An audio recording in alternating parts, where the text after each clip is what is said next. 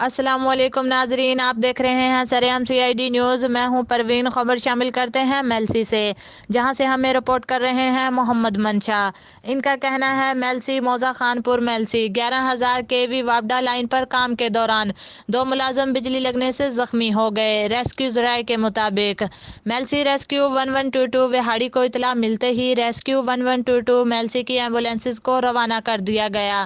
Rescue ذرائع کے مطابق میلسی ریسکیو 1122 میلسی نے بروقت رسپانس کرتے ہوئے زخمیوں کو فوری طور پر فرسٹ ایڈ فراہم کرتے ہوئے میلسی ہاسپٹل منتقل کر دیا گیا۔ ریسکیو ذرائع کے مطابق میلسی زخمی ہونے والے وافدہ ملازم عبدالقادر ولد احمد یار ٹبہ سلطان پور، محمد ساجد ولد محمد مجید میترو۔